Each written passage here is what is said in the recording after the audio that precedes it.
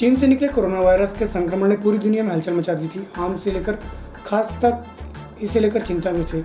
ऐसे समय में महाराष्ट्र एवं झारखंड में मवेशियों में ढेलेदार त्वचा, लंपी स्किन डिजीज या कैप्री पॉक्स का खतरा मंडरा रहा है। एक मवेशी से दूसरे संक्रमित मवेशी के संपर्क में आने से फैलने वाली विषाणु जनित बीमारी अफ्रीका से आई, जिसका प्रभाव गाय एवं भैंस में ज़्यादा देखा जा रहा है। ढेलेदार त्वचा रोग गाय एवं भैंस में पॉक्स विषाणु के संक्रमण किलनी, मच्छर एवं मक्खी द्वारा फैलता है। इस बीमारी का प्रकोप गर्म एवं आर्द्र नमी वाले मौसम में अधिक होता है। इस बीमारी से ग्रसित मवेशी के शरीर में पहले गांठ बन जाती है और पक कर घाव में बदल जाता है। वहीं इस घाव के कारण पशु को बुखार आता है और वह कमजोर भी हो जाता है। जानवरों में फैलने वाली इस बीमारी का मनुष्य पर अभी कोई असर नहीं देखने को मिला है। वहीं पशु चिकित्सकों ने बताया कि पशु पर हुए घाव को नीम के पानी से धोकर फिर नीम का तेल उपयोग करते हैं, जिससे इन पर मक्खियां एवं मच्छर न बैठने पाए। प्रस्तुत है पशु चिकित्सालय के डीन डॉक्टर एस तोमर एवं पशु चिकित्सा उप संचालक डॉक्टर राजेश मिश्रा से जानकारी दें। ये लंपी स्किन डिसीज एक विदेशी बीमारी है, अपने देश में पहले नहीं थी। ये अफ्रीकी देशों से आई है और ये विषाणु से होती है। ज़्यादातर गाय इससे प्रभावित हो रही है और कुछ हद तक भैंसों में देखी जा रही है।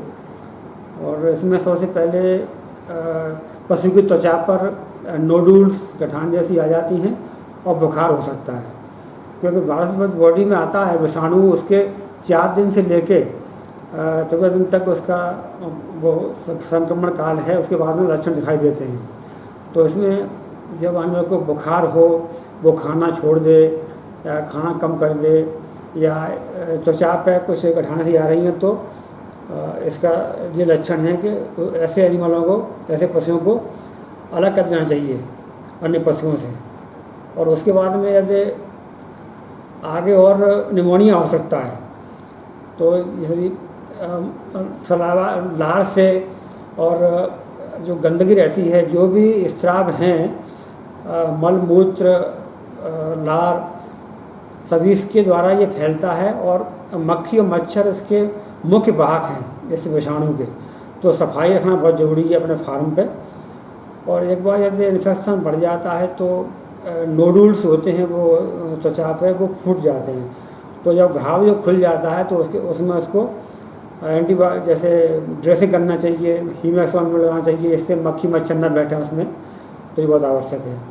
और इसका कोई उपचार नहीं है क्योंकि ये वायरस से होती है, लेकिन आगे बीमारी न बढ़े तो सपोर्टिव ट्रीटमेंट होता है, तो एंटीबायोटिक देते हैं। सर, ये अपने संभाग में लंपी स्किन डिजीज़ फैल रही है, तो इसके लिए सर क्या उपाय हैं और अपने यहाँ कितने आंकड़े हैं अभी तक? उसके लिए किस तरह के बचाव कार्य अपने यहाँ जारी है अपने विभाग द्वारा? ये लंपी स्किन डिसीज़ यहाँ पे करीब पहली बार ही अभी इस प्रदेश में इसका उद्भेद हुआ है।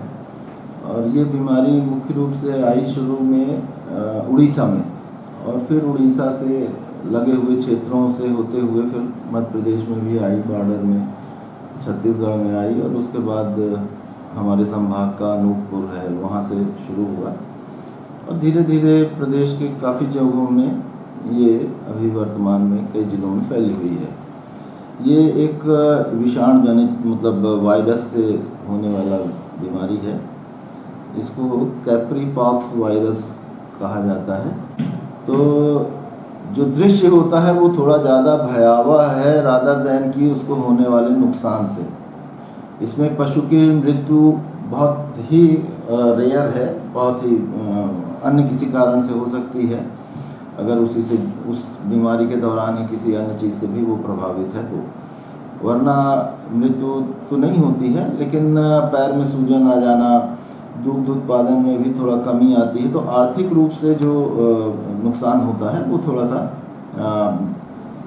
ज़्यादा है रादर दैन की मृत्यु से। और ऑटो इम्यूनिटी भी होती है, अर्थात 2-3 सप्ताह में अपने आप पशु ठीक हो जाता है। भैंस वंश में अभी बहुत कम या नहीं के बराबर देखा गया है ये इस बीमारी का उद्भेद। गौवंशीय पशुओं में ज़्यादा है। जहाँ तक गठान की बात है तो गठान जो है कुछ दिनों में कभी बार अगर प्रॉपर इलाज नहीं हो रहा है, उसको नहीं ध्यान दिया पशु मालिक ने, तो उस समय गठाने बर्स्ट हो सकती हैं, फूट जाती हैं, जिसके कारण घाव हो जाते हैं। तो घाव का एक नया समस्या शुरू होती है कि भाई कीड़े पड़ गए या इस ढंग की कोई चीज़ें शुरू हो जाती हैं, तो वो थोड़ा सा कॉम्प्लिकेशन होता है। अदरवाइज़ अगर उसका शुरू से अपन उपचार करें या रोकथाम करें, रोकथाम कैसे कर सकते हैं कि एक पशु से दूसरा पशु का संपर्क कम से कम हो। लेकिन अपने यहाँ की जो सामाजिक व्यवस्था है कि सेड जो गौशाला रहती है उसमें सारे पशु एक साथ ही बांधे जाते हैं, इसलिए थोड़ा सा दिक्कत का काम होता है। और एंटीसेप्टिक्स का छिड़काव करें, वहाँ मक्खी मच्छर किलनियाँ खास तौर से शेड गौशाला शेड में अगर बिल्कुल ना हो तो हम काफ़ी हद तक इसको रोक सकते हैं। पशु चिकित्सा विभाग में जहाँ तक आपने प्रश्न पूछा कि कितने संख्या में पशु प्रभावित हुए हैं, तो बहुत अधिक संख्या नहीं है। ज़्यादा से ज़्यादा 1-2% पशु अभी वर्तमान में जो हमारे चिकित्सालयों में जो OPD में रजिस्टर्ड हो रहे हैं केस, तो 2% पशु प्रभावित हैं। धीरे धीरे उनका रेजिस्टेंस भी डेवलप हो रहा है। तो ऐसी स्थिति मेरे ख्याल से शीघ्र ही, और हम लोगों ने विभाग ने संभाग स्तर पे भी और जिले स्तर पे भी, जैसे ही हमें पता चला था अनूपपुर से केस आए थे, तो जबलपुर की टीम, वेटनरी कॉलेज रीवा के विशेषज्ञ, इन सबों को हमने उन क्षेत्रों में भेजा। उसका सैंपल इकट्ठा किया गया, जो वायरस इकट्ठे होते हैं, लिम्फ नोड्स इकट्ठी होती हैं, ये सब वायरोलॉजी लैब बाहर अपने जो भोपाल की है या IVRI की है, वहाँ सब सैंपल भेजे गए हैं ताकि इनमें और कुछ रिसर्च हो सके, कुछ अच्छी। सर इसमें मनुष्य से फैलना तो कुछ ऐसी चीज़ तो नहीं है? नहीं, ये जूनोटिक बिल्कुल नहीं है, इसलिए इसमें ये अपने मन मस्तिष्क से हर व्यक्ति को निकाल दें कि ये पशुओं से ह्यूमन बींग्स में या इंसानों में ये फैलेगी, ऐसी कोई इसमें। सर जो दूध उत्पादन रहता है इससे, दूध वगैरह के लिए, तो इसके लिए क्या होगा, अगर पिए तो किस तरीके से? नहीं, कोई समस्या नहीं है। ये न दूध में आता है और उसका सिक्रीशन जो है दूध में नहीं होता, सिर्फ स्किन में रहती है, तो इसलिए दूध या उसके उत्पादों में इसका कोई भी दुष्प्रभाव नहीं पड़ता है।